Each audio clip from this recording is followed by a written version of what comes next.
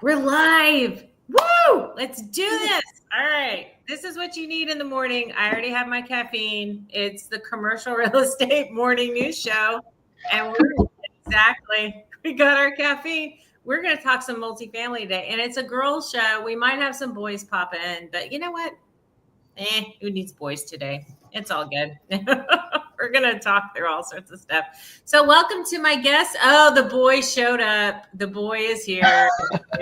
The boy showed up. Good morning, Guillermo. It's like in Hollywood Squares here. Exactly. It's our version of Outnumbered. You know, the Fox show where it's all women and there's like one dude. And this is our version today where he's outnumbered. It feels more like an intervention than anything else. Very cool. All right. Well, I'll have my guests introduce themselves and then we'll get started into the latest in multifamily news. So Shelly, go first, girlfriend. Hi, Shelly Robinson. I am a podcast host on the Multifamily Media Network called PropTech Pulse. And I also have a consulting firm called PMX Partners, where I do outcome-based engagements in multifamily and PropTech. Thanks for having me. Oh, sure. All right. And Sarah?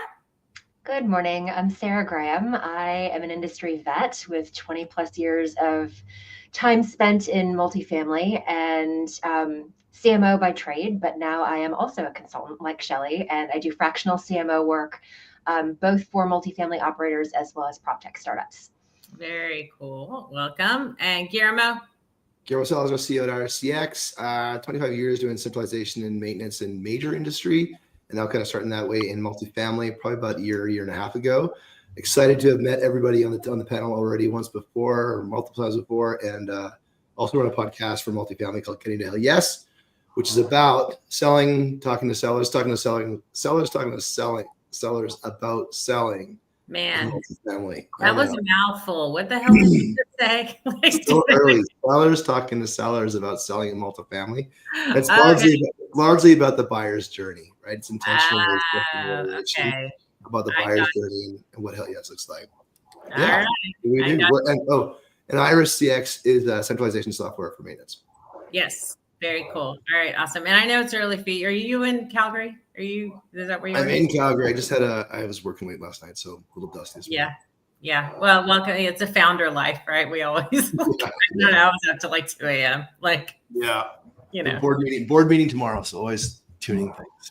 Oh yes, for sure. All right. Well, let's talk about Shelly and I were talking for the show about probably one of the most pertinent topics out there. So the LA wildfires, and there's obviously a lot of less housing available than there was before. A lot of it's burned down. So Shelly, why don't you go ahead and you just kind of talk about the resource that you found?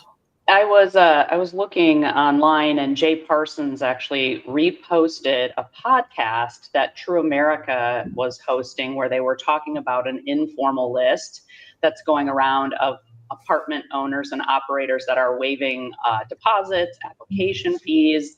Some have even turned off pricing software or doing manual pricing so that it's staying in the current market conditions. So I thought that was really powerful that they're coming together. Camden also published what they're doing. So Jay Parsons, the economist, he actually has that. And then the True America podcast also has information as well. So I thought that was a good thing to hear. That is very cool. I mean, yeah, so if we there was an article out talking about how the first response from the government was like LA, the city and county, and they were all like, if people try to price gouge during this event, I mean, they actually easily issued an ordinance that if they did it, they were going to come after them.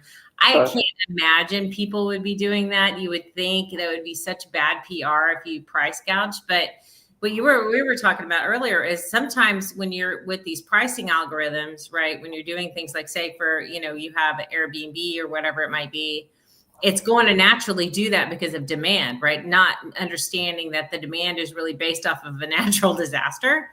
So it ends up, but you can turn that off, is what Shelly, you were informing me about. Are you Airbnb also, like Airbnb, VRO, all of those short-term stays too? You can just go to manual pricing.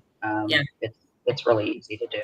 And keep it at market level. Okay. All right. Yeah. Very cool. That would Public be probably the best situation. But yeah, I remember I bought one of my properties, my multifamily properties I bought was right after Hurricane Harvey. And no joke, what everybody felt like was like, well, yours survived. So you'll be full like in 2 seconds. And and it didn't occur. So, but that was partly because it was kind of a regional thing, but the insurance companies, they were more interested in filling up the hotels. I mean, that was like a temporary thing versus filling up the apartments, and paying for that kind of thing. So it's an interesting times for sure. Interesting times, but yes, I feel for everybody in LA. I mean, they haven't put the fires out yet. No, not at all. More winds coming on Monday. Yeah, I Very know. dangerous. Yeah. Way back in the day, 2011, I was a part of the Texas fire, the Lost Pines fires, where it burned 34,000 acres. My home was in the path of one of those. I lived out there, and I can remember this was 2011, so they didn't have all the alert systems, and they didn't have anything. All you got was a knock on the door going, "Get the hell out!" Like that's all you got. That's all the advance warning you got. Or if you if you weren't home and you were trying to get back home the evening of, they just wouldn't let you get home. So you had to go find some other place. You mean and if your animals were there, like you were just basically stuck, right? And you couldn't get, it was crazy for sure. It was definitely an interesting time, but I can't imagine what's happening now with Is there a read on how many units were destroyed? Like I know that they sensationalize the celebrities' homes being destroyed, but there's more than just Anthony Hopkins lives in that. What's the number? In the thousands, I think the thousands, the number of, they call them structures. Yeah. I think they said 95,000 people are displaced. I heard this morning, which is a huge number. Yeah. For sure. Yeah. Can't get it. We were already in a housing shortage. You can't absorb that. You can't absorb 95,000 people all of a sudden needing a house, right? There's people coming up to stay with people in the Bay Area where I live. And if you're trying to bring supplies down, they're telling you to gun it down and go back home. Like, don't try to stay down there. So that I'm with a group that are working on bringing, supplies, and I guess water is even needed. So people are just driving water down. It's kind of nutty. It is. It is crazy. Kind of reminds me of Katrina and all the refugees from Katrina when at New Orleans. I mean, it's interesting for sure. Well, I'm glad the apartment industry is doing the right thing, and they're helping, and they're doing that. Isn't it fascinating that I don't mean to create a villain here, but isn't it fascinating the actuarial prediction to this event by pulling all those policies? Analytics is pretty obviously something that I've been involved with my whole life, but the actuarial prediction about the event and the correction to their exposure, it's a bit, it's very, I don't even know how to say it. I marvel at the math of it all. What are you talking about, Will? What are you talking about? Well, they a bunch of insurance companies like State Farm and et cetera, they'd pulled a number of policies basically a month before the fires. Oh, they did. Yeah. Oh my God. I don't have and again, a bit of it sensational in terms of my news source, but the news sources, but reading into it, a lot of insurance companies, and we talked about this on January 2nd, Amy, are already pulling out of the hot regions. And a number of them had canceled policies specifically prior to the LA fires before the fires even started, right? But just as a course of business is closing out year end, they just basically canceled policies saying, we think this is a high risk region, we're out. Wow. Go reinsure. Interesting. I don't think that's dissimilar from other regions of the country. The time is terrible, and it's not to minimize the tragedy that's happening in California, but I think there are certain parts of the country where you can't get flood insurance, which sounds very similar to me. They say, okay, there are so many floods in this area, and a lot of insurance companies are doing similar things, other natural disasters, but similar sort of veins of actions in other parts of the country. So, but the timing is really interesting. Maybe it was just a year-end thing, like you said, Guillermo, but they didn't. I would say it's impossible for them to be correlated. But the interesting thing that, the Monday morning quarterback will take a look at is that, if insurance companies aren't going to underrate certain parts of the U.S., what does that mean to rebuild, right? Like, I mean, you have a flood in a certain area, and if insurers won't underwrite homes that are rebuilt in that flood, then that is not available real estate to rebuild. Correct. And so you talk about the housing, connect all the dots, the housing crisis, the cost to create the housing, and then the cost to operate housing, and then insuring it. Like, it becomes a divide by zero in some cases, which doesn't solve the problem. No. Huge impact on affordability and supply, and I mean all of that. You're right. Yeah. And it highlights a couple of things, right? So there was an article out about how this one house survived. I saw that. Got burned down, right? And they had done the things. They had cleared the brush. He had put on concrete siding. He did hardy siding. He did metal roofs. He did all these things, tempered glass on the outside. He built with building materials that if there was a fire, it would increase the chances of survival. And it did. It survived. Yeah. So I guess that, it should just become, if you're going to be in a hot zone, you should just build. But if they're going to make it building code, they probably should make it building code, right? It just kind of reduces it. I will say, I went back way back in the day when I was doing multifamily. We had chose to put hardy siding on the outside of one of our. We had taken off the existing siding and put hardy siding. It was more expensive.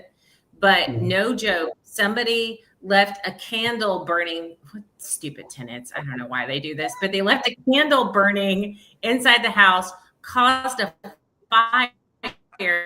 But because we had put hardy siding on, it was enclosed in that one unit.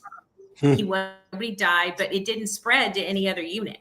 So it actually saved people because we put hardy siding on the outside of that where that unit was.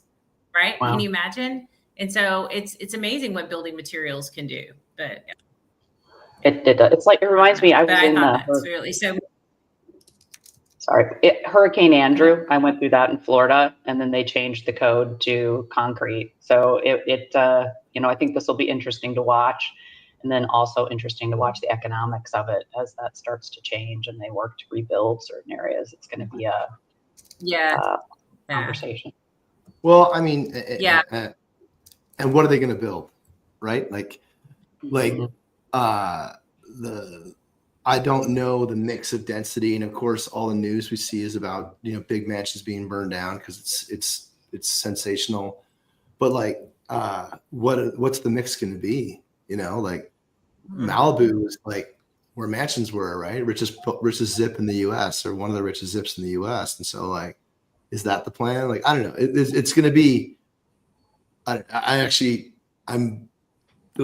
be interesting to watch the decisions that are made because there's so many inputs and stakeholders into how these decisions will be made. It almost makes me feel uncomfortable at the negotiation that's going to have to happen because nobody's going to be happy with the outcome. Oh, and then by the way, there's a summer games in 4 years. Yeah, I know. Well, no. In 3 years. 3 years. 3 years. Yeah. Sorry, 3 years, right? Yeah. Which is really interesting. I was preparing a podcast, an article on just open construction jobs, and there's a bit of a dip on open construction jobs in December, just because things are stabilizing a little bit, but there's still 300,000 open construction jobs in the U.S. right now, right? Oh yeah, that haven't been filled. So this is a significant amount of density, population, all that stuff. Even materials, where are you gonna get the stuff to buy this stuff? So I don't know the answers.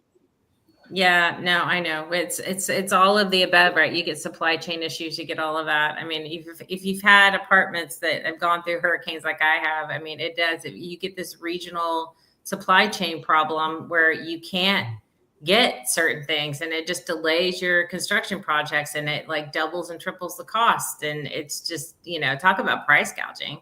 Wish that was around when somebody was like, I was trying to rebuild my apartment complex. Somebody come in and go, hey, stop charging 3 times for materials, but no one's me.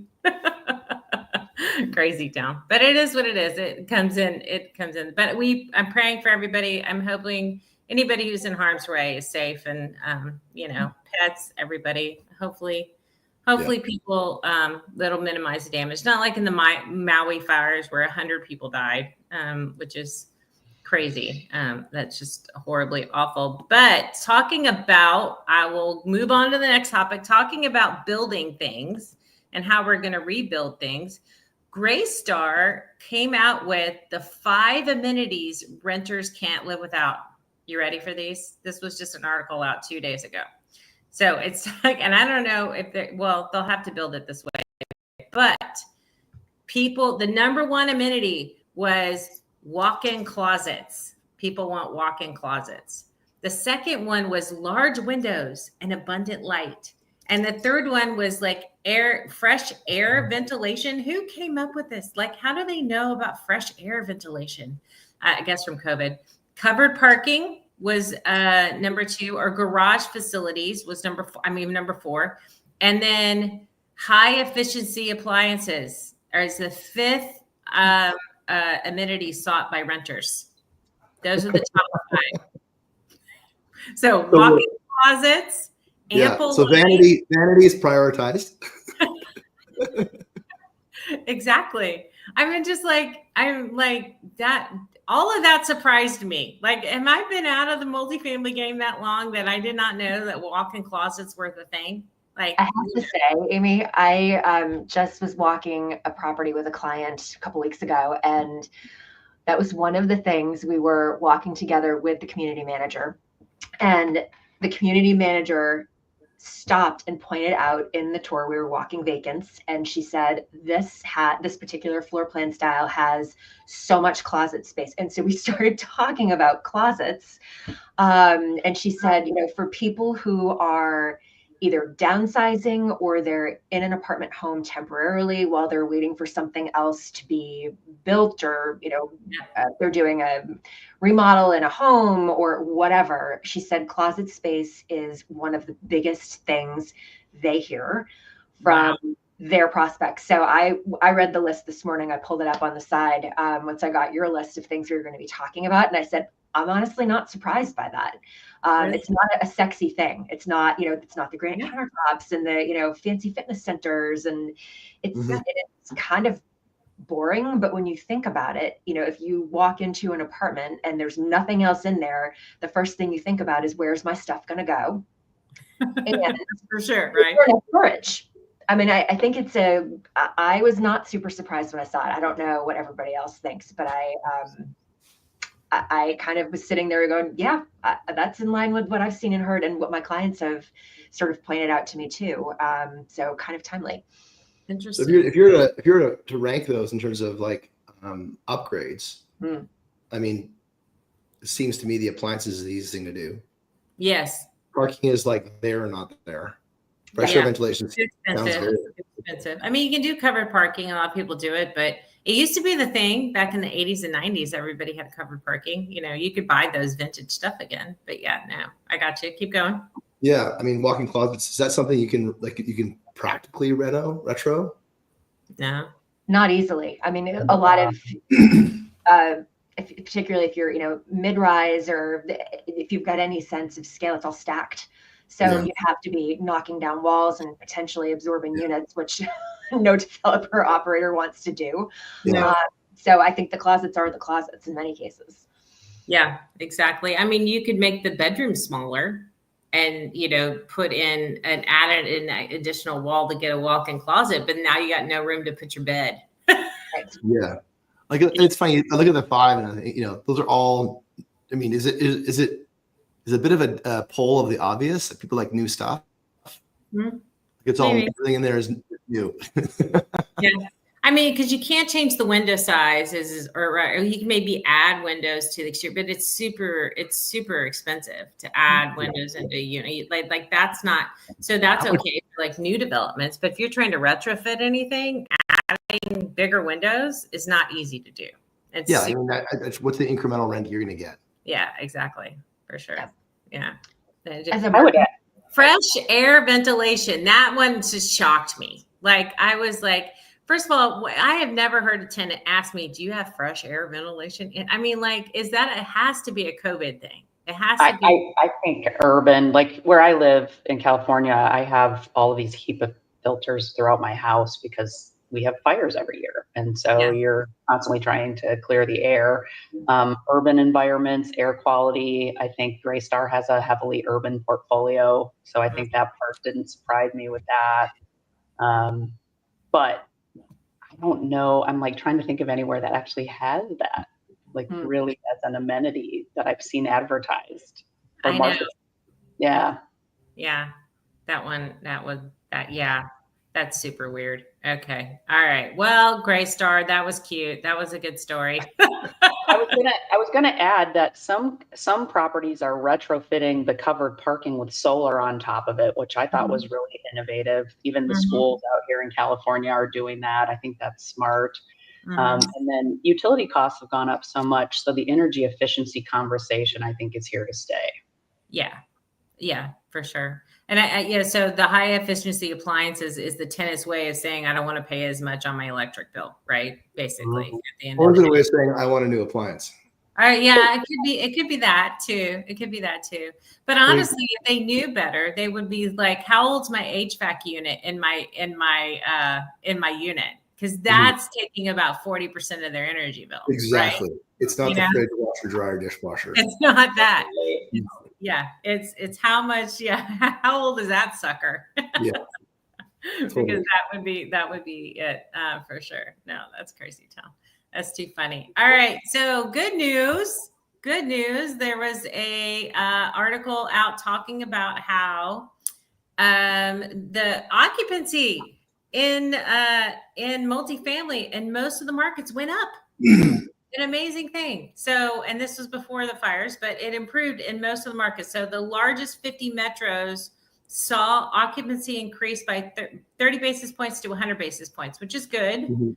It went down a little bit for a while. I think it's just, don't you think it's just a natural reaction from the prices adjusting? Because, you know, I'm in Austin, Texas, and we were crazy town. Our rents went, I don't know why. Don't ask. Everything went crazy here during COVID and it was like up like 80%. The rents were just horrible. And it finally met its cap.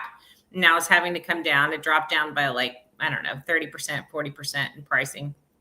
Came down. So do we think that the occupancy, like the prices are now actually matching demand? Or are we thinking people can, I don't know. What do we think is happening? And other than people can't buy a house? I always look at Carl Whitaker and Jay Parsons' insights for this, and I think it's really about the slowdown of the starts and the completions and the supply and the demand all starting to stabilize finally, especially in some of these tougher markets like Phoenix and Las Vegas and Dallas, way oversupplied for a while. So I think that's starting to kind of stabilize, as well as the good news, but I think this remains to be seen too, is the economic factors of jobs and job creation. I still know a lot of people that are unemployed in my network and still looking. So that one I think remains to be seen this year. That's my 2 cents. Yeah. I would agree with all of that. The other thing I think too that's helping us is that interest rates for mortgages are still quite high, which drives more people obviously to look at renting as a long-term viable option. I think if you're a homeowner and you were refinancing in 2020, 2021, you've got a really good rate. But if you're out shopping for a mortgage right now, it's nowhere near what it was just a few years ago. The rates are still 2 to 3x easily. So I think there's that points in our favor for multifamily, certainly. But I agree with Shelley. There are a lot of pieces that are still kind of in flux that will be interesting to see over the coming months as the new administration steps into the White House and whatever else comes along with that. Job market, all the things remains to be seen. Yeah. I mean, normally the markets don't like wild cards. They don't like, uncertainty, and they don't like any of that. But he's like the biggest wild card of them all. And they seem to be okay with it right now. I mean, most of I don't get it, but maybe it's just the Elon Musk factor. Maybe you think Elon's going to come in and save the day. I don't know. We're gonna get a super efficient government in 4 years. This is going to be great. So, note the sarcasm, but TBD.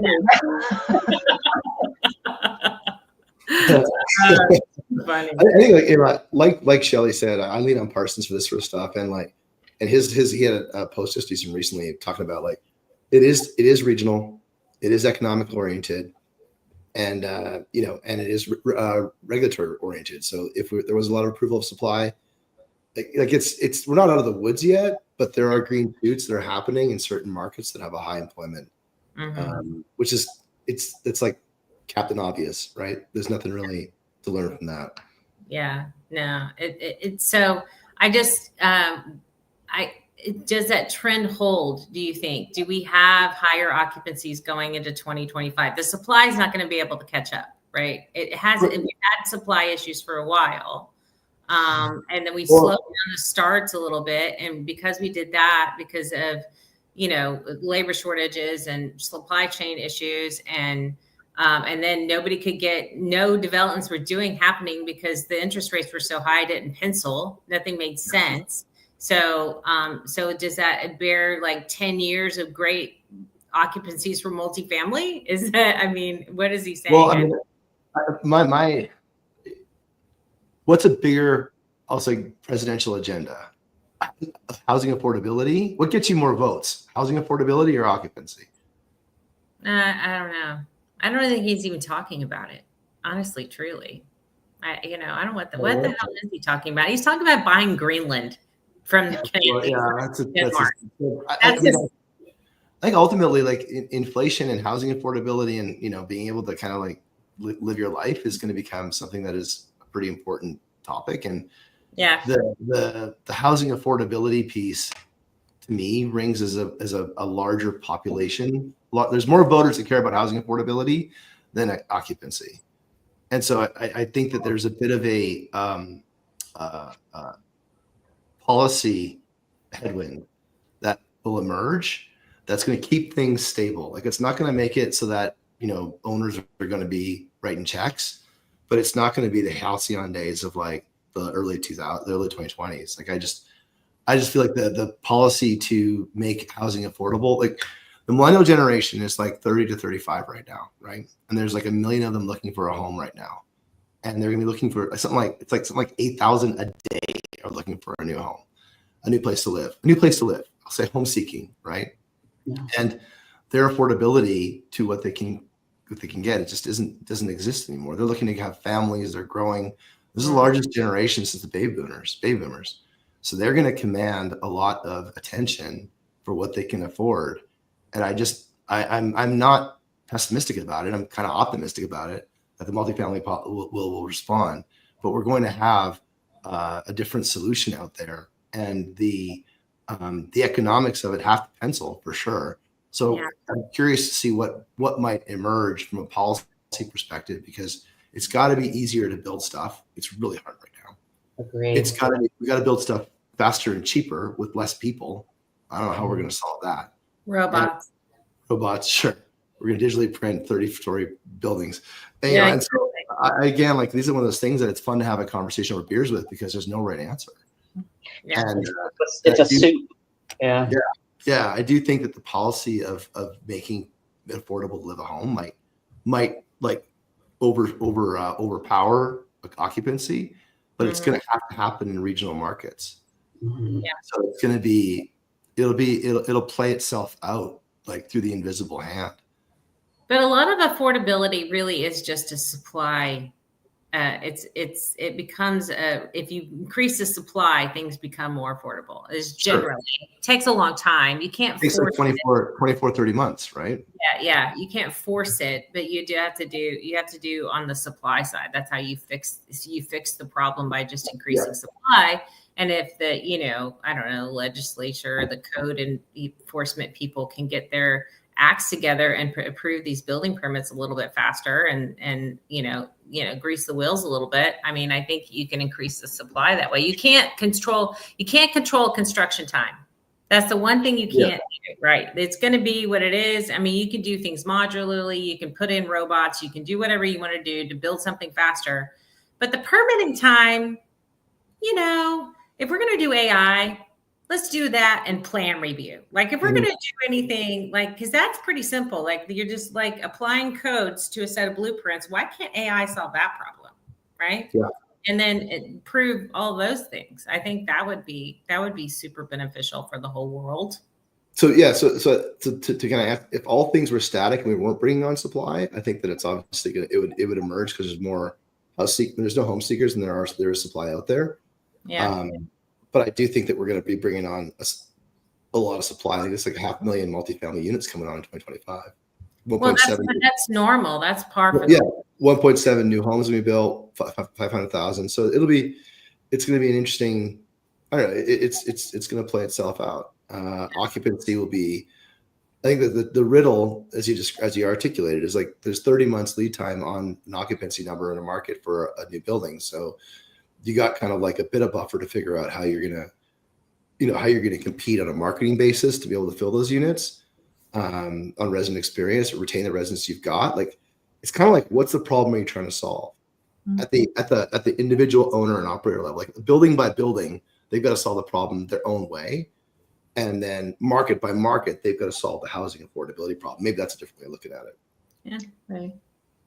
There's a gentleman named Andre Nakrin who's here in the Bay Area that has artificial intelligence application that takes all of the land that's available for affordable housing, layers all of the AI over the top of it, and he's reducing development time from site selection to out of the ground by like 50%, and then reducing hours and costs by like crazy number. I think he said it reduces the hours of work by like 3,000. It's incredible what he's doing to really work on the affordable housing go live date. That's awesome. He was a guest on my podcast. He's doing really cool things. Yeah. I mean, because HUD basically owns and Freddie Mac kind of own the affordable from the financing side, kind of own that, right? So and so it's a little, if you're going to apply AI to something, affordable housing is a great one because it's pretty structured. You got either it's LIHTC or whatever it might be, and you got to follow these certain processes, right? So you've got the process pretty much laid out. There's fewer variables in a normal market rate development. So yeah, that's cool. That is super cool. Yeah, it is interesting, Shelley, what you described, because like I remember years ago, like as Netflix was kind of ramping, this is pre-COVID, Netflix was ramping up their production, right? Netflix is using AI to build out their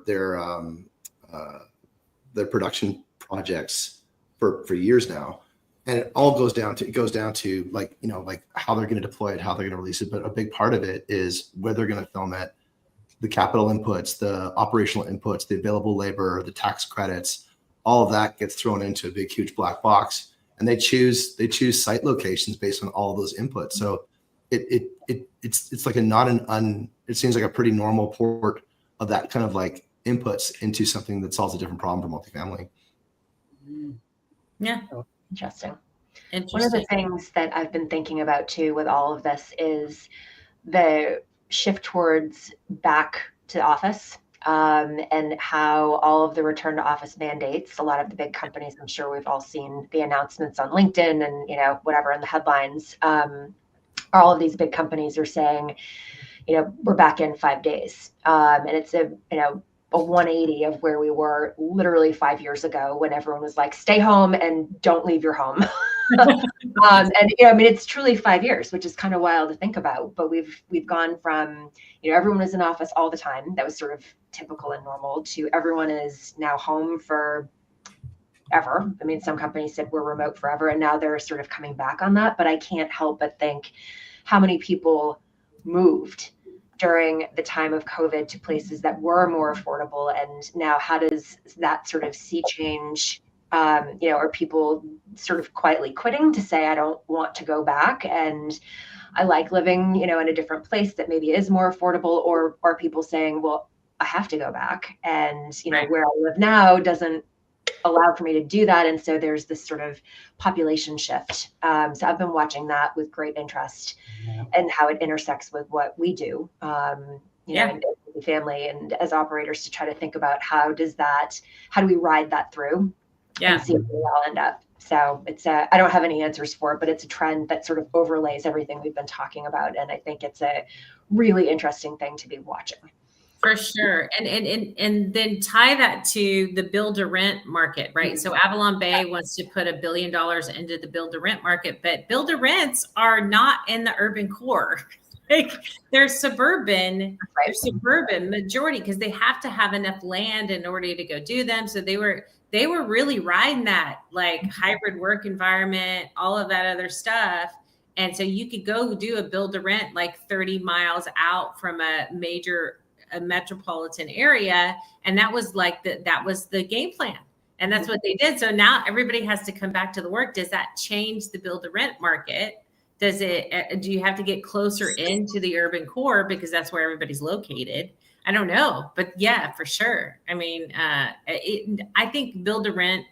I think a lot of people are just relying on these Gen Zs and millennials as they grow up. They don't want to maybe be in an apartment, but they would like to be in a house, but they don't want to own the house because that's a whole other, I think it's this hybrid thing. I don't know, but the build to rent market would be pretty interesting to see what happens there. Well, the BTR side, I mean, just to your point, Sarah, like it's interesting to watch non-conventional markets like Boise explode, right? South Dakota, Salt Lake City. I mean, these are just blew up during COVID, and Boise is still rocking right now. Alabama is rocking right now. Like it's really crazy to see that kind of that those markets grow. And so you take a look at BTR, and then so there's that, right? So it's kind of the data on that side. BTR side, they're having challenges like, okay, to your point, like I want to target Gen Zs, but there's no schools in any of these BTRs. So now you're kind of like you're building a BTR community because you have available real estate, available geography, but then you don't have any of the conventional amenities that generation is looking for. Mm-hmm. So it's like it's kind of a bit of a compromise. It's a camel, right? Horse designed by committee. Yeah. We'll see. But it's solving a problem. It's solving a problem for operators that had to lower their operational metrics to be able to get their cap rates where it needed to be. For sure, right? It's typically you get bigger margins in a BTR community. The tenants stay longer. But to your point, yeah, I mean, it's not a traditional subdivision where they might put an elementary school in that subdivision, right? It's different. It's just a BTR thing. So they have to, you would think that the developers are talking with the school districts like, hey, we're going to bring on 100 housing units here, those kinds of things. But yes, but they don't have the elementary school inside of it, not like the regular home subdivision. Mm-hmm. Do right? Like a typical subdivision might take like 15 years to develop, right? To develop out. BTR, you're like, boom, there's all of a sudden. Exactly. All of a sudden they're there. Yeah, it's there. And it's like a colony. And all of a sudden, the conventional. So we need to see how that plays out. Because I can see it being totally like very appealing in Sunbelt because you're kind of like living on a resort, right? Yeah. And you put a golf course on it, you put a really nice community center, you put some other amenities, you've got delivery for grocery, et cetera. And you work from home because you're doing whatever. But like for day-to-day stuff, like soccer fields, baseball fields, like how does that fit in to the BTR equation? Yeah. Most of my clients, if they're in the BTR space, are definitely targeting good school districts if they've got the larger units. If it's a combo of BTR, that's like townhome condos mixed with some single family homes. They're still desiring good school districts or the future of a good school district and all of the amenities and conveniences around it. They tend to pick suburban markets that are already growing. Some of them are even buying sites that were targeted for sale, and because what Sarah said with the mortgage environment, they've sold it and it's going to be BTR instead. So I think there's strategies, really intelligent strategies at play with kind of long-term growth. But I think what we're all saying too with this back to work environment is it sustainable? a lot of people I know personally are moving out because they want the quality of life for their families. And then they're super commuting in and waiting for self-driving cars to make that super commute easier for them. So I think it's going to be fascinating to watch as all this technology plays out, and enhancements in technology and trust and safety and those kinds of technology. Play out as well. Like BTR is a needed innovation from a financial perspective.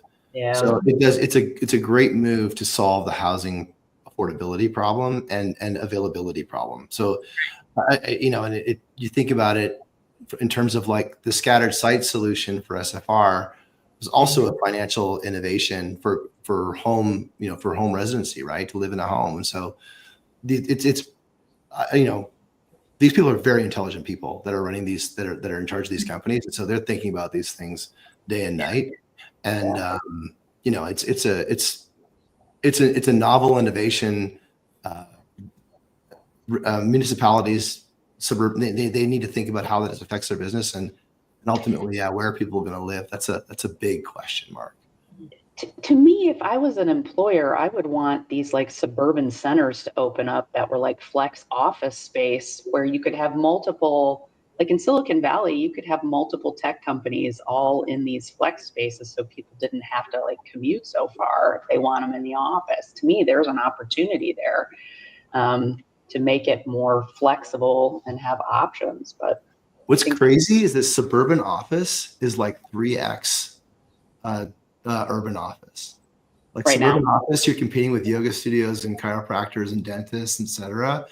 And it's like $45 a square foot. And you go look at downtown office, they're paying you to take it. And it's it's crazy. So it's just a mismatch. So there's a mismatch right now, and someone's going to solve it.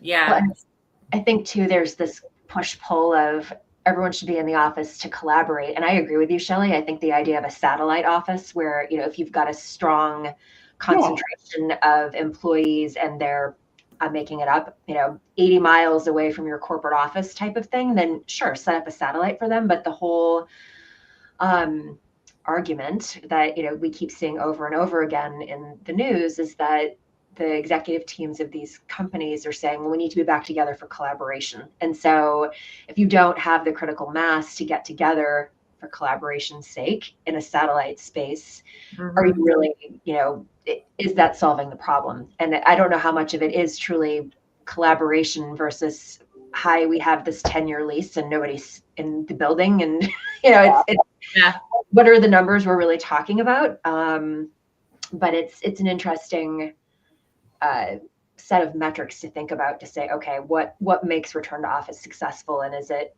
people in seats in the corporate office that, someone has leased downtown, or is it truly the collaboration, in which case the satellite office solves for that beautifully? Do you think it's collaboration, or it's like, I don't know what people are doing? Right. Is it a micromanagement? Collaboration is a much friendlier word to use because, like, I want everyone to be together, but actually, it's really, I don't know what the hell you're doing, and it's risk management. Yeah, it's risk management from the fact that you've got people when they work remote can work 3 jobs and get paid 3 times the salary to do one, in the same time of day. I mean, they could be. I don't know. I mean, that was the thing with people were saying is like, yeah, I have 3 jobs because I work for this company and I work all remote. So I get paid and there could be conflict of interest there. I think it's risk management from that sense. But I also think that, especially if you're working in like a lot of the, in the office side, a lot of the people that are driving that are AI companies that are driving people getting into an office, partly because they're trying to protect their IP, partly because they're trying to make sure that whatever's accessing their systems, if you have to do it over a VPN, that just slows everything down. And the connectivity is really bad. So if you're remote and you have to use a VPN because you're trying to protect your IP, you're just not going to get anything done. Like it just slows. It's just so damn slow. And so it's interesting. It's interesting to see what's happening there for sure. Yeah, So I think they might have to go in an office, which everybody's gonna. And I've seen. So I host the Office show on Mondays, and you should see what people are having to do to get people to come back to the office. It's like insane. They have to have like amenities there. Like they have to have all these different things for them. It's like, back Class A multifamily. You got to have a Top Golf station in our office so people will actually show up, and not work. And not work, but it's actually not that bad. But the Google slide. I mean, they have to have all these different things for people to actually kind of go there. Otherwise, if it's just walking into an office, nobody's going to want to go. Yeah, it does go back to like, I mean, and this is like, I'm sure it'll be controversial, but it's coming out of my mouth, so it's halfway there already. But like, it comes back to like, I really believe it comes back to like old white dudes managing really wanting to manage the way they used to manage, which is like walking around and seeing people in offices working late or working early or whatever. And that was the inputs equaled out. Inputs was representative of outputs. Yeah. But we're just not in a world right now like that. Like with everything else, it's outputs drive the equation, but we don't know how to measure outputs from an employee productivity perspective at the person level. And so like, we're kind of like, I feel like, and again, I love the office. It drives me crazy that we can't be in one spot together, because that's the way I like to communicate with people. I like to pop in. I like to hijack people at the water cooler. I love that stuff. I'm like a gold medalist at that kind of management, but it doesn't work. It doesn't work with the people that I need to hire. Right. I know, it's true. So I've had to change my way because like I don't have a choice. Like those cards are not in my hand. No. And if you're a FANG company, et cetera, you can sway those, you can make those decisions, and you can influence that outcome. And I really believe that there's a probability that they're making people come back to the office because they don't really have a culture of output-based performance. And that's like a different conversation with HR pros that are way better at this stuff than I've already told you. Managing people is my biggest weakness. So like, I'm not good at it, but like, because I rely on my personality and like talking to people to get the job done. And there's a whole generation of people that were raised that way, that were like, man, they're in their roles because they're able to get people to do superhuman stuff. But that's way easier to do when you're in a room and you're like pumping people up than it is over a call. Like no one stands up and claps in a call. Like it's awkward. No, for sure. But if the return to office mandates do happen and people do, I think that'd be so weird. I just think it's so weird. It feels icky to me. I've been remote since 2019. Do you think it's again to the same as the I look at the Twitter thing, right, which is a huge one, and I think it's just a way to get people to give people a reason to leave. Like it's kind of like if you're this is what we're gonna do, and like a certain percentage are gonna leave.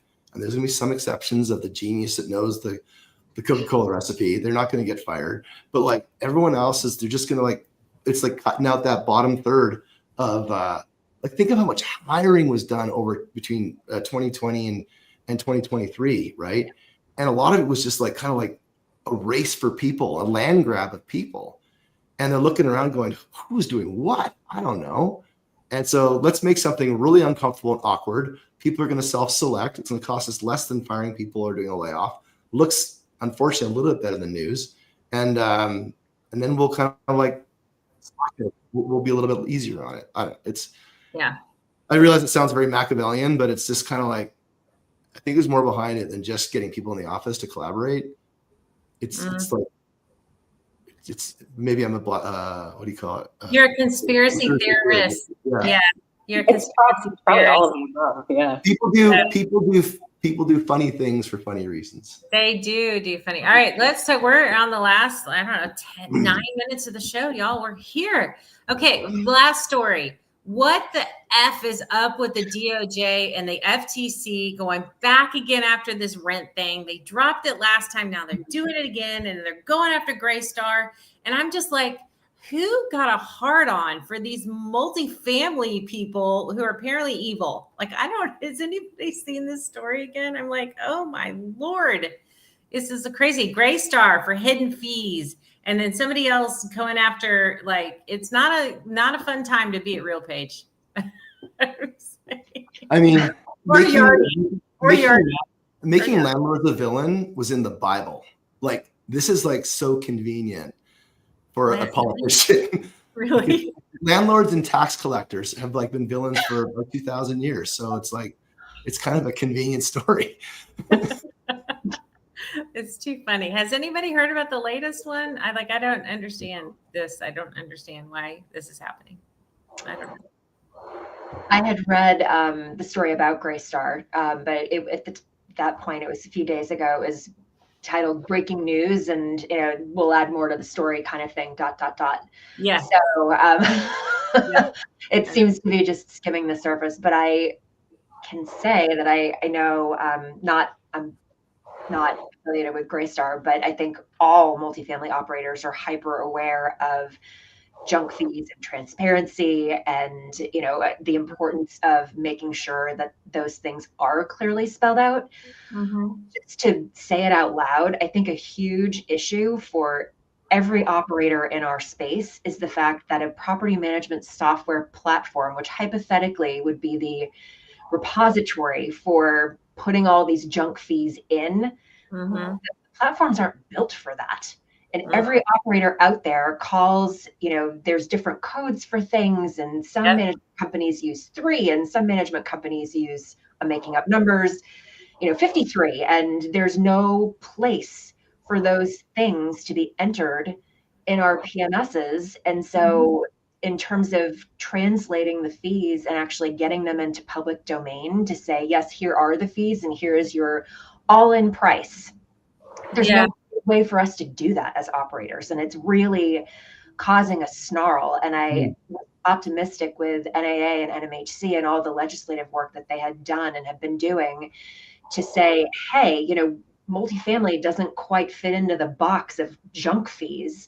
And here are all the reasons why. And then, the story came out that Greystar was under a microscope. And I said, oh, not again. So it seems to be, maybe to Guillermo's point, it's landlords are just on the list to be, black marked forever. But I think as an industry, we're really grappling with how to solve for this, and that it just, there's no easy answer because every operator looks at this so differently in terms of, again, labeling what the fees are. Yeah. I mean, so a lot of them are like actions based on the tenants, right? So if there's a whatever, I mean, I remember when I used to write my leases and it would be like, okay, this is your rent. This is what we're going to charge you for trash. This is what we're going to charge you for this. This is what we're going to charge you for that, right? It was like the normal things, right? Those are the normal things. But then there's some fees on like, hey, if you break a window, you got to pay the first $75 of that. Or if you do something, there's like, you have to pay. And so those aren't as clear, right? But they're in the lease. It's all in the lease. I wonder if this is just a communication thing. It's not really a junk fee per se, because they sign those leases. And, NAA writes that stuff. It's almost airtight. Like they're ironclad looking by lawyers. And they say, you are aware that there's this fee. And like you signed it like 100 times, knowing that there's this fee. So like, I don't understand why there's all this junk fee when I'm like, but they signed the lease. Like they understand, but yes, does anybody remember that lease? No, they sign it, they get in their apartment, and then it's just how everything kind of rolls. But, and it really is dependent upon, I think what happens is each property manager staff is the enforcer of that lease. And some people enforce it and some people don't. And some people are consistent with it and some people aren't. Right. And so if we could take away that, where we understand every fee that would be associated with that lease, and then that becomes standard, maybe, to where, oh, there's some sort of action. We have a lease violation here. And somehow I don't know. But I think it's interesting to me. It's interesting. I'm not a conspiracy theorist at all. Yes, you are. Here's another connection. Here's another one. How much of this is related to the political win that happened when the realtors got spanked? Oh, really? It was a huge win politically. Commissions are unfair. They're vague. Sounds a lot the same. They're vague, mysterious. What am I being charged for? They own the marketplace. And there was a massive political win for that. Yeah. NAR has been backpedaling ever since then. Yeah. It looks and walks like a lot like the same.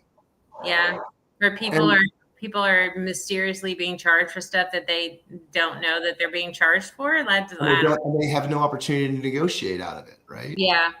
Like, I'm with Sarah. Like the junk fee stuff, like there is work that can be done to make it better. And maybe that needs to push it forward. Transparency for sure. We're seeing that in airlines, hotels, everything, right? Right. And transparency could solve a lot of the problems. It'll force the tools to be able to do that. I've met 1,000 owners, and I don't think that any of them have an evil intent in their body. They're just trying to make sure they're being fair capitalists. And I just, again, there's the NAR lawsuit that happened a year ago. Was it feel like a year ago? Yeah, it was right. Was a huge political win, and someone got spanked. And this is kind of like, feels a lot like the same to me. So, I mean, I don't want to pour that on the shot. It's something to think about. Well, who knows? Who knows? Yeah, I mean, it was definitely the year for the consumer for sure. I mean, that's definitely it. All right, y'all. We had one, but I don't want you to forget. We cannot forget the acquisition of Property Meld and Mezzo this week. They what? Property Meld acquired Mezzo this week. That's good for everybody. Okay, explain that one to me. Property Meld, maintenance, multifamily maintenance software, right? Yes. Acquired Mezzo, an AI, I'll say AI agent company. Yeah. So, we talked about in January how this is going to be the agent. I think it's outstanding that to see conviction around AI and the resident experience and have it happen in a transaction.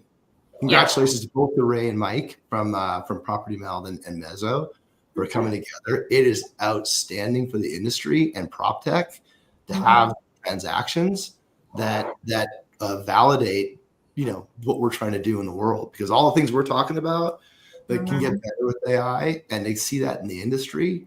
Like when I saw the news that came across, it's funny, I had chats actually going with Mike and Ray over the holidays trying to connect with them and stuff, and then all of a sudden this comes out and I'm like, oh, that's why you guys are busy. I'm just thrilled. Like these transactions in our space add conviction to the people that are trying to solve the problems with new solutions. So it's outstanding. So I don't want to lose that, because it's still newsjacking something that happened a few days ago. Yeah, that's true. That's true. No, that's awesome. Yeah, I think it is the year of the AI agent, and people can figure out how they can apply AI agents to their space is pretty cool. Yeah, for sure. I mean, we're working on it too, if it's still the max. So wait till our agents come out. It's going to be awesome. So yeah. Cool. Yeah. Well, awesome. All right, we're here. So this is the time where you can tell people how to get a hold of you if they want to get a hold of you. So we'll start with Shelly. How can somebody? LinkedIn's the easiest. So Shelly Robinson at LinkedIn and PMX Partners. Thank you for having me. Yeah, thanks for coming on. And Sarah? LinkedIn at Sarah Scarborough Graham, and I'm at 6dotsconsulting.com. All right, very cool. And Guillermo? Guillermo Salazar, IRCX. Let's use LinkedIn as well. It's a great spot to connect. It is. All right. Well, thanks for coming on the show, y'all. Thanks. And we will see y'all next week. Thank you for having us. Take care. We'll have you. Thanks.